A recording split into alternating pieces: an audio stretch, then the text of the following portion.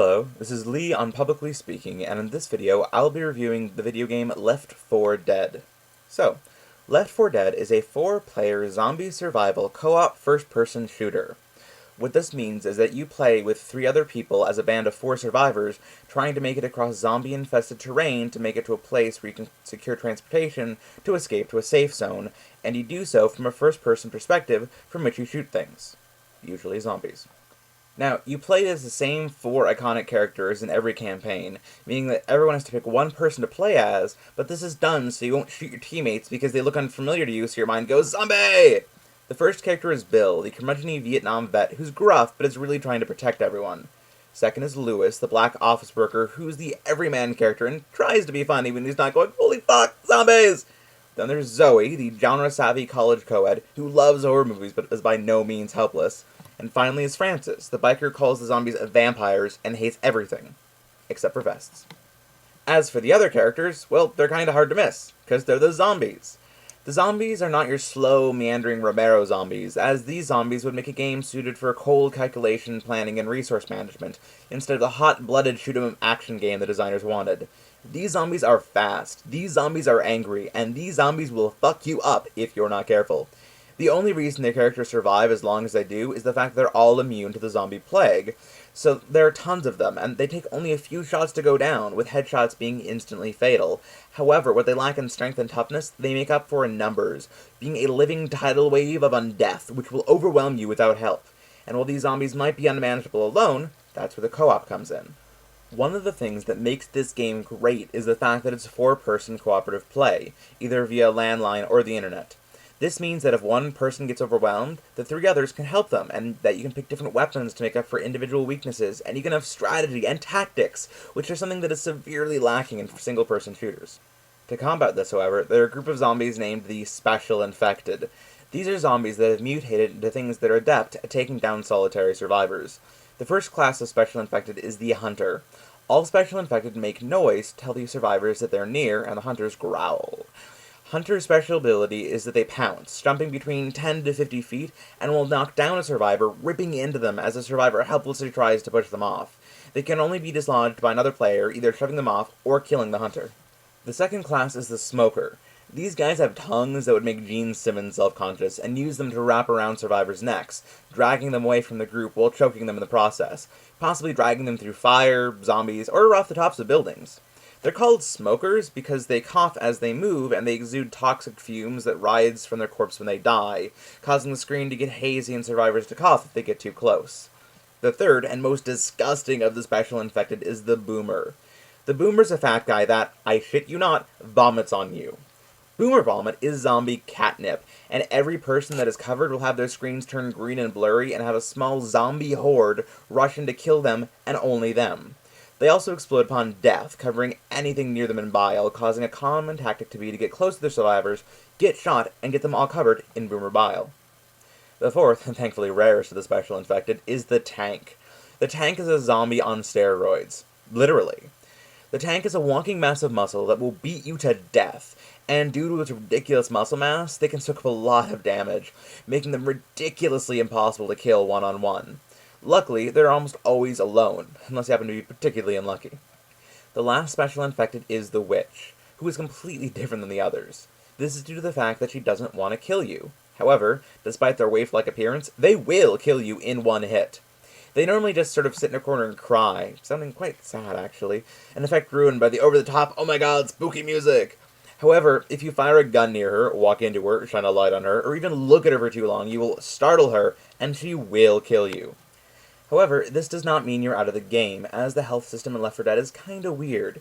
You have your normal health bar, however when you lose that, you get knocked down and can use only your pistol. You're given 300 temporary hit points as you bleed out. However, if another player revives you, you get back on your feet with 30 temporary health, which disappears at 1 point per 5 seconds. There are first aid kits that will heal you, as well as pain pills which will give you 50 temporary health points. If you're incapacitated twice without being healed, then your vision turns black and white. If you're incapacitated a third time, or lose your health while incapacitated, you die, for real. However, the remaining survivors can still find you locked in a random closet later on the level, and set you free to rejoin the group with your starting equipment. In terms of weapons, you have a pistol, which is weak but has infinite ammo, and if you find a second, you can go guns akimbo. You start off with a choice of shotgun or submachine gun, but can upgrade to an automatic shotgun, M16, or hunting rifle with scope at a later point of the campaign. Additionally, you can find Molotov cocktails or pipe bombs that work as grenades, beeping to attract zombies to the ensuing explosion. Pain pills are common, but first aid kits are found in groups of 4 at the start of each segment and the finale, but are a rarity in the game proper. Now, I mentioned segments because each of the 4 main campaigns is broken up into 5 separate segments. Each campaign has a cute name, like the one that ends in a hospital is called No Mercy, and has the tagline, "Curing the infection, 1 bullet at a time." The 4 main campaigns involve a farm, a waterfront town, an airport, and the aforementioned hospital, with 2 additional shorter campaigns that involve a long trek to get a battle truck and trying to get to a boat, but not everyone is going to make it. The first segment has you starting off in a relatively safe location, but then leapfrogging from safe room to safe room until you get to the finale. Each segment ends when all the surviving players are in the safe room and the door is closed. When that happens, the next segment is loaded and any dead players will reappear in the safe room. This pattern is broken in the finale, which involves securing transportation out of the entire area itself, while fighting off a zombie horde of epic proportions, and those who make it onto the transportation escape to safety, while those that die are gone for good. With only 4 main campaigns and 2 expansions, you'd think the game would get pretty repetitive pretty quick, but this is not the case. This is because the game has an AI director that tracks the survivors, keeping the pressure on while not making the game impossible. However, because it is a faceless computer that regularly either rewards you or screws you over, people tend to anthropomorphize it to relate to it better. But if it were a person, then it'd be a fucking sadistic bastard.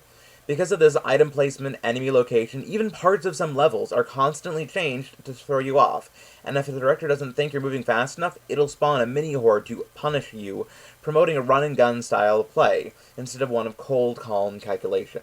However, to even this out, the AI of any survivors not being controlled by people is top-notch.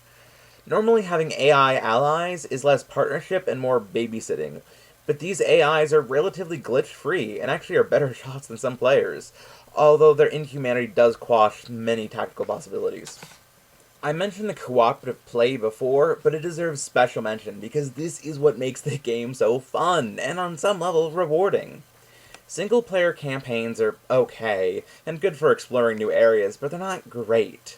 However, in co-op, you're working with a team, and the director makes the game fun, whether you're playing with friends, hardened zombie killers that make you look like an idiot, or a bunch of newbies that you can take under your wing and teach how to kill as many undead SOBs as possible. Part of the reason this game is so fun is that it involves human interaction, directly contrary to the desocializing stigma that many video games have. In addition, Left 4 Dead's interaction is helpful, which is a rarity in that most games, any interaction you have is direct competition, instead of working together for a mutually beneficial goal, in this case, not being killed by zombies. Also, because the game is always changing and adapts to your skill level, it never gets boring, and manages to still provide both feelings of accomplishment, right along with moments of, "Holy crap, zombies, I'm going to die!" no matter how often you play it. There is a sequel, but my computer's kinda crappy, so I can't play it, vis-a-vis I can't review it. But I've heard good things. People still play the original, and it's cheap, so if you have 3 friends, you can all snag a copy and play together. I realize in retrospect that my game reviews are more instructional than critical, outlining the mechanics instead of doing deep reviews of the content itself. I suppose it's because I really like Left 4 Dead and Sins, but next rotation I'll review something I don't quite like so much. Also, for those of you who prefer negative reviews over positive ones, next video is my review of Twilight. I'm sure good times will be had by all. This is Lee, publicly speaking, and signing off.